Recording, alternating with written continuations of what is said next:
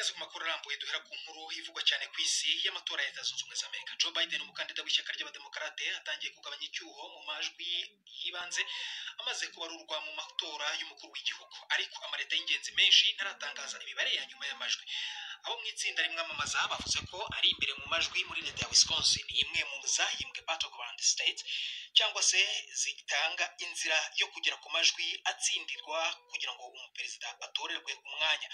Mu yindi leta ikomeye ya Pennsylvania, Perezida Trump kugeza ubu ari imbere mu majwi y'agateganyo mu gihe hasigaye kubarurwa hafi 2/3 by'amajwi yose. Bwana Trump yanyuze ku rubuga nkoranyambaga rwa Twitter avuga ko mu ijoro ry'amajwi yari imbere bishimitse mu majwi y'amaleta akomeye ayoborwa n'abademokarate. Yavuze ko ariko ngo bitangaje kubona uyu mwitangirizwa yari yatanze we watangiye kugabanuka mu cyo yise amajwi atunguranye yabaruwe. Uko amajwi agenda abarurwa ya nyuma kose biremeza ko Amerika ari igihugu kikiri mu macakubiri akomeye. Mu gushaka kumenya uko bimeze, mu kanya kashize navuganye na mugenzi wanjye Victoria Nkunda, umwe mu banyamakuru wa BBC bari muri Leta Zunze Ubumwe za Amerika kudukurikiranira amatora, ari muri leta ya Texas. Natangiye mubaza uko byagenze mu ijoro ryakeye. Uko byagenze ni nkuko nkeka ko benshi babibonye, ni ibintu benshi bari biteze yuko iri joro ryashize ko ntabwo bari bubashe kumenya uwatsinze aya matora, kandi niko byagenze koko byafashe igihe kirekire. Hari aho twabonaga ukajya kubona ukabona amaleta menshi agiye kuri Biden, ubundi akavaho akajya kuri Perezida Trump, ubundi akongera agasubiraho. Byakomeje kugenda hagati yabo bombi kugeraho n'ababara amajwi bagezeho bakavuga bati reka turuhuke tuzakomeza ejo. Ubu ngubu nibyo bakomeje mu gitondo, batangiye kongera kubarura ku saa moya za mu gitondo muri leta zimwe na zimwe hano muri Amerika. Ubu baracyanabarura, biracyakomeje. Ngira ngo baracyabarura cyane cyane muri za leta zikomeye twavuzeho mu minsi ishize bita battleground states, aho abakandida bombi bakeneye gutsinda. Turabona ko biregeranye cyane, n'amajwi yegeranye cyane. Abakandida barimo baragenda basimburana uko bagenda bajya imbere, undi akajya inyuma. Abakandida ubwabo bo Donald Trump urimo uhatanira gushaka kuyobora manda ya kabiri na Joe Biden ushaka kumusimbura ku mwanya w'ubuperezida, bavuze iki kuri ibi bimaze gutangazwa kugeza ubwo ngubu? Mu ijoro ry'ejo hashize, Perezida Donald Trump yafashe ijambo abwira igihugu, abibonye ko yibanze cyane ku bantu bamushyigikiye, ababwira yuko ari we watsinze, wabaye perezida, uzakomeza kuba perezida wa Amerika. Yongera anavuga yuko kandi yuko afite impungenge ku byo yise amajwi aboneka nk'aharimo uburiganya, ariko kugeza ubu nta cyari cyagaragara ko kuko hari uburiganya bwabaye. Amajwi aracyakomeza kubarurwa cyane cyane kuri ya majwi y'abandi batoye mbere. Naho Bwana Joe Biden we nawe yavugishije abamushyigikiye abademokarate ababwira ati mukomeze mugire icyizere, nanjye ndakomeje kandi dufite icyizere ko tuzatsinda. Urabona ko bombi rero aba bakandida ari Perezida Donald Trump ari na Bwana Joe Biden, bombi urabona ko bakomeje gushimangira ababashyigikira bababwira ati turacyafite uburyo dushobora gutsinda, uwo twese turategereje. None Vicky, ngira ngo nk'abantu badukurikira bari mu karere k'ibihugu byacu tumenyere ko ubundi komisiyo y'amatora irahaguruka ikagenda igatangaza iti uyu muntu runaka nibo batsinze kuri uyu mwanya. Aho ngaho muri Amerika nubwo imibare itangwa nyine n'abantu baba bashinzwe gutoresha, ariko bitangarizwa ku binyamakuru bakurikije imibare uko igenda ibarurwa. Ubu umwuka umeze gute uko muri leta zimwe zikomeye cyane zigomba gutsindwa n'umwe mu bakandida kugira ngo abe perezida, nko muri za Georgia, muri Wisconsin, baracyabarura? Birimo birakurikiranwa gute? Benshi barasa naho rwose ubuzima bukomeje, abanyamerika bari kuvuga bati uko byagenda kose nta bundi bushobozi n'ububasha tubifitemo, reka abo bantu babarura amajwi bayabarure, twebwe dukomeze ubuzima bwacu. Twe turategereje gusa kugira ngo batumenyeshe ese ni Perezida Donald Trump wongeye guhabwa manda ya kabiri agakomeza kuba perezida w'igihugu, cyangwa se ni Joe Biden uzamusimbura. Turategereje, ariko ibinyamakuru byose, itangazamakuru byose nta kindi biri kwerekana uretse aya matora, uretse kubarura kw'amajwi no kwerekana aho buri mukandida ageze, yenda no kwerekana ese nihe hashobora kugira uko yatsinda hano kugira ngo agere kuri iriya nzira. Nuko bimeze ubu ngubu, n'ubu munsi wose niko tubyiteguye twese, twari ko biri bubarebe. Victoria Nkunda twavuganaga hari muri leta ya Texas. Nyuma yo kuvugana nawe navuganye kandi na Lionel Mesha, umwarimu wo muri kaminuza California Alliance International University muri leta ya California. Twamwemaje kugira ngo adufashe gusesengura no kumva ishusho y'aya majwi y'amatora muri Leta Zunze Ubumwe za Amerika afatwa nk'amatora adasanzwe mu myaka myinshi.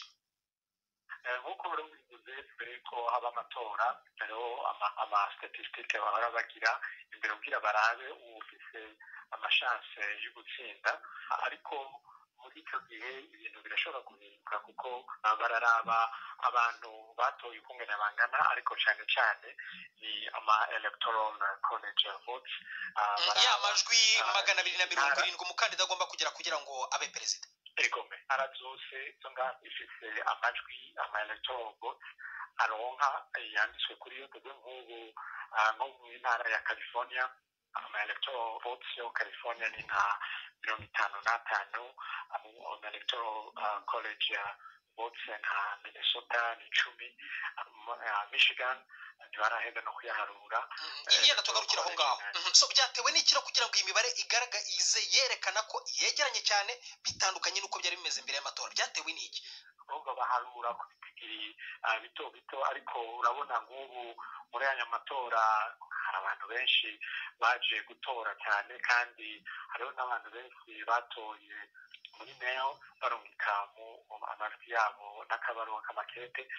Baraharura neza kuko ibiharuro biregeranye, hariho gushika ubu hariho intara batarashobora kumenyesha neza, bararindiriye kugira bamenyeshe neza uwoba yatsindiye izo ntara hanyuma bace barura ama electoral votes baba baronse izo ntara. Uza gushikana amajwi 270 canke arenga arashobora kuba ariwe ashobora kuzoba yatowemo umukuru w'igihugu. Aya matora kandi ni amatora yaranzwe n'ibikorwa umuntu avuze ko bidasanzwe mu matora ya Leta Zunze Ubumwe za Amerika ataba kabije.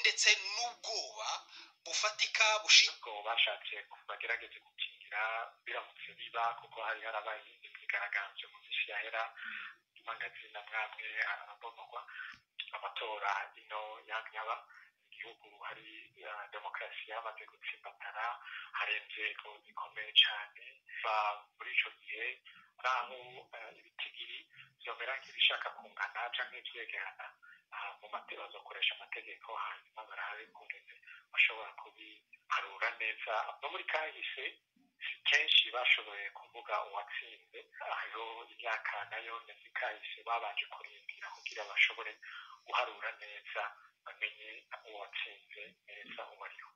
Yuneremesha umwarimu wo muri kaminuza California Alliance International University muri leta ya California. Iyi ni BBC Gahuza Miryango y'umva no kuri Kisoro FM muri Uganda no kuri BBC Gahuza Kadomo.com ndi Bodanse nyuva mu kanya n'amakuru arambuye.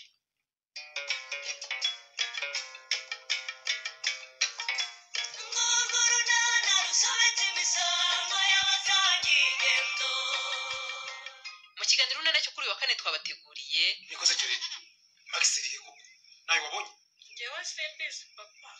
Obama se wari Oba Karame papa. niko nawe niko na Max wabonye Max si. Max. Uwo mwana ni yirwa hangana nakubeshye. ni Obama majesu we majeje. Max bayijyanye papa. Maze nanjye byambabaje. ni 12:45 kuri BBC. Tujye mu Rwanda. Kaminuza y'imiyoborere n'icungamutungo ya Kigali yatangaje ko ifunze imiryango kubera ibibazo by'ubukungu ndetse isaba abayigagamo kwishakira andi mashuri. Ubuyobozi bw'iyi kaminuza ntibwagize byinshi busobanura kuri iki kibazo, ariko ngo icyago cya COVID-19 kibasiye isi yose ndetse kikagera no mu Rwanda cyaba cyabigizemo ingaruka zikomeye. Gusa hari n'abandi bavuga ko ibibazo bifunze byatangiye mu myaka 3 ishize bishingiye ahanini ku micungire y'umutungo bari basangamo. Ku ruhande rw'abanyeshuri bo hari abakiri mu gahirahiro kuko bataramenya aho bazerekeza. Inkuru irambuye tubaza umunyamakuru wacu Jean Claude Mwambutsa uri Kigali. mu masaha ya saa munani z'amanywa ubwo twageraga kuri kaminuza twasanze nta munyeshuri cyangwa undi muntu utamba uretse abarinzi bayo batubwiye ko nta muntu n'umwe uhari wadusobanurira ibyabaye. Gusa itangazo ryasinyweho n'umuyobozi wungirije w'iyi kaminuza Dr Mugabe Jean Baptiste ryavugaga ko iyi kaminuza itazafungura ngo yigishe cyangwa ngo igire ikindi gikorwa cyose ikora nk'uko byari bisanzwe. Uyu muyobozi yavuze ko ikibazo cy'ubukungu aricyo nyirabayazana y'iri funga nubwo nta bisobanuro yatanze kuri iyi ngorane. Abanyeshuri twashoboye kuvugana bavuze ko bigaga mu myaka ya nyuma bari bashigaje igihe gito ngo basoze amasomo yabo, gusa ngo baguye mu kantu bumvise ko kaminuza yabo itazakingura. Twaheze mu gihirahiro ntituzi amaherezo, gusa ko bigaragara batubwiye ko tugomba kuza tugafata amatranscript ku bantu bagifite amasomo batarakora, noneho kuba bari nkanjye gutyo uri kuri somo rimwe ni ukuza tugakiriyaringa, ariko nabwo ntiwakiriyaringa iryo somo batararikiraho. Twiga mu mwaka wa nyuma twendaga kurangizwa turi gukora projet twandika n'ibitabo. Ni ibintu byadutunguye rero kugira ngo ujye kuri universite usigaje amasomo 5 ni ibintu bigoye. Hari abanyeshuri bavuze ko bageze kuri kaminuza bagasanga imiryango ikinze ndetse ntibabone n'umuyobozi n'umwe ubakira. Kuri bo ngo iki ni ikimenyetso cy'uko ubuyobozi bufite ibyo bubakinga ndetse bamwe batangiye kwitegura igihombo. Nk'ubu hari abana bishyuraga umwaka wose, abandi bakishyura semester yose, ariko ubu ugasanga duhagaritse amasomo yacu baratubwira ngo tujye ku bindi bigo. Ese ayo mafaranga yo bazayabasha kuyasubiza? Hanyuma ikindi kibazo ni ku bantu bajyanye na graduation. Nk'ubu bavuze ko bitarenze itariki ya 16 z'uku kwezi ko bagomba kuba bamaze gukeyaringa, ariko nubwo bavuga gukeyaringa hari abo usanga bari bafite za retake na za mist. Ese abo ngabo byo biragenda gute? Nubwo baterura ngo babivuge, bamwe mu bakozi b'iyi kaminuza ndetse n'abanyeshuri bavuga ko ibibazo bitumye ifunga atari bivutse kubera COVID-19 nk'uko bamwe babyibaza. Ko hari hashize imyaka 3 iyi kaminuza irangwamo ibibazo by'imicungire y'umutungo. Nubwo kaminuza yahamagariye abanyeshuri kuza kwakira amanota yabo ndetse n'impapuro zibemerera kujya kwishakira ahandi, hari abanyeshuri bavuze ko abarimu babo banze gutanga amanota kubera ko bamaze igihe badahembwa. Umwarimu twavuganye akansaba kumubikira umwirondoro ntiyamakaniye iki kibazo kivugwa n'abanyeshuri, yavuze gusa ko iyi kaminuza imubereyemo ibirarane byinshi by'imishahara.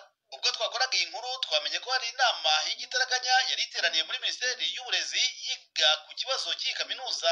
Iyi kaminuza ifunze imiryango nyamara itari ku rutonde rw'izari zafunzwe na Minisiteri y'Uburezi mu mezi ashize kubera ibibazo bishingiye ku miyoborere n'imicungire y'umutungo. Amakuru twahawe n'abanyeshuri ariko atemejwe n'ubuyobozi bwa kaminuza avuga ko yari irimo abanyeshuri 1500 bigaga mu mashami atandukanye arimo imiyoborere, icungamari n'ikoranabuhanga. Jean Claude Mwambutsa, BBC Gahuzamiryango i Kigali. Tuve Kigali tujye muri Ethiopia hakomeje kuzamuka impungenge ku rwego mpuzamahanga ziterwa n'ibyatangajwe na guverinoma ko mu gace Tigray hatangiye ibikorwa bya gisirikare kandi minisitiri w'intebe akaba yatangije